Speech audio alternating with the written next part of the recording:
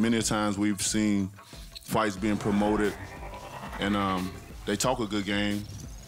You know, they got the hype going, and then when you get in the fight, it's not as hype as the talking will. If the fight game was just about fighting, then this guy would be headlining huge pay-per-views rather than the small theater at MSG. This guy would never have gotten close to another UFC title shot.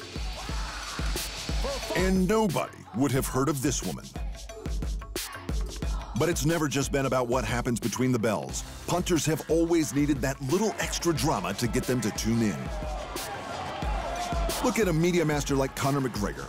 The Irish megastar is, without doubt, a world-class fighter. But as Nate Diaz and Khabib Nurmagomedov have both proved, he's far from invincible.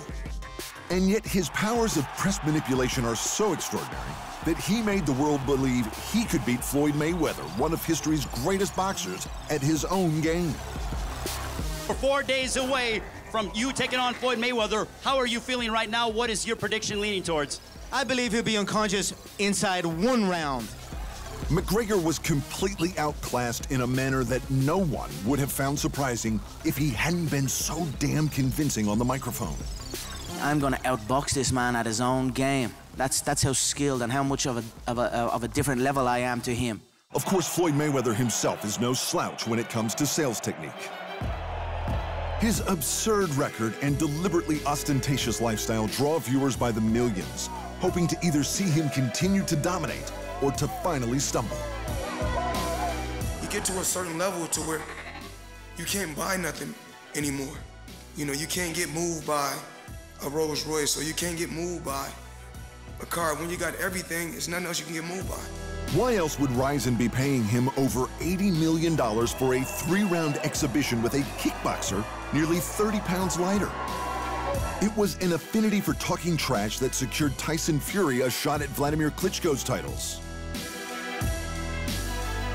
When you see all of the stuff that we've seen today, I mean, I think it's kind of more entertaining also for people who are amused, they were cheer up, they were enjoying it, and I would say, okay, if they really like it, you know, let them do it. It was also partly why Deontay Wilder was happy to fight him only 2 fights into Fury's comeback.